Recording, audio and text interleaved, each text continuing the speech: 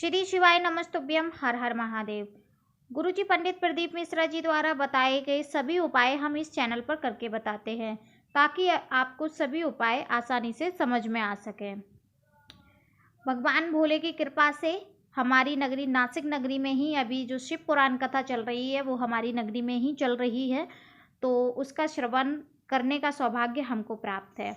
कार्तिक महीने की 10वीं तिथि को गुरुजी ने बताया है कि तुलसी की लकड़ी से अगर आप हरि या महादेव के मंदिर में आरती जलाते हैं तो आपको दोबारा धरती पर जन्म लेना नहीं पड़ता है, आपको सीधा जो नरक में नहीं आना पड़ता है और गोलोक में आप चले जाते हैं।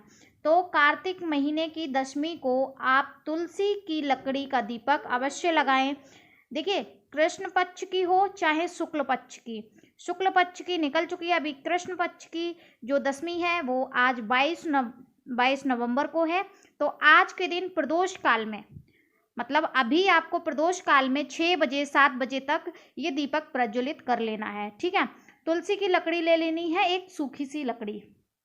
बहुत ध्यान से सुनिए, इसमें बहुत चीज़ें हम आपको बताएंगे जो कि आज के दिन अगर आप कर लेते हैं तो आपके घर में धन संपदा की कमी नहीं रहेगी, क्योंकि कार्तिक महीने में श्री हरि का ही महीना होता है। और अगर श्री हरि को आप पूजा करते हैं तो पत्नी माता लक्ष्मी है जो श्री हरि की, तो वो भी आपको आशीर्वाद देंगी, क्योंकि अगर आप किसी के भी पति को आप प्रसन्न करते हैं तो आपको उसकी जो पत्नी है वो तो आशीर्वाद दे ही देती है।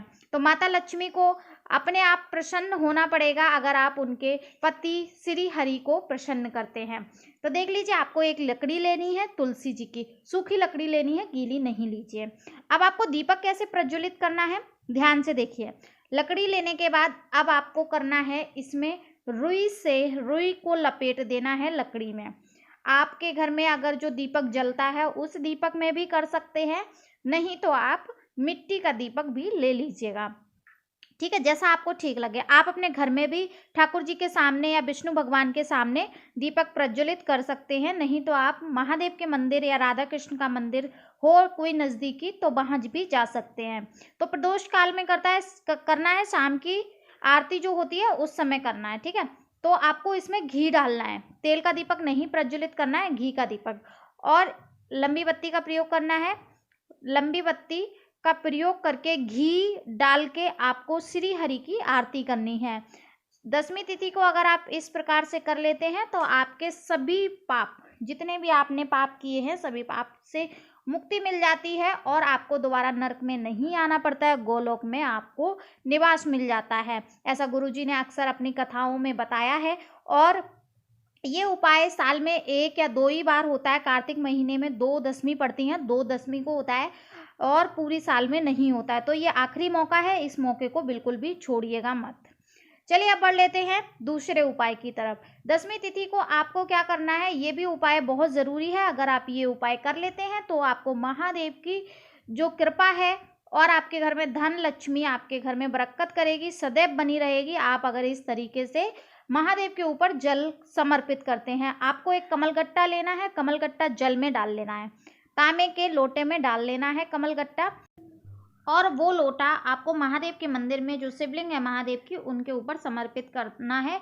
कुंदकेश्वर भगवान का नाम लेकर, महादेव का नाम लेकर आपके घर में बरकत होगी, धन लक्ष्मी संपदा सभी बढ़ोतरी करेंगे। इस तरीके से आप 10वीं तिथि को प्रदोष काल में ये उपाय कर सकते हैं और ये उपाय करके माता लक्ष्मी और श्री हरि का आशीर्वाद पा सकते हैं। देखिए, ये साल में एक बार ही मौका मिलता है, तो इस मौके को बिल्कुल भी मत छोड़िएगा। प्रदोष काल में ये जो उपाय है वो अवश्य कीजिएगा। महादेव आपके घर में सदैव विराजमान रहेंगे और बरकत करते रहेंगे। माता लक्ष्मी का आशीर्वाद पाना बहुत ज़रूरी होता है, क्योंकि कार्तिक महीने में ही आप माता लक्ष्मी और श्री हरि का आशीर्वाद पा सकते हैं, क्योंकि इस महीने में वो स्वयं धरती पर सभी लोगों को आशीर्वाद देने के लिए आते हैं। ऐसा माना जाता है कि कार्तिक महीना श्री हरि का ही महीना होता है, तो इस महीने में एक भी उपाय छोड़िएगा मत, और जिस दिन भी जो भी उपाय करना है सभी उपाय आप श्रद्धा पूर्वक ज़रूर कीजिएगा।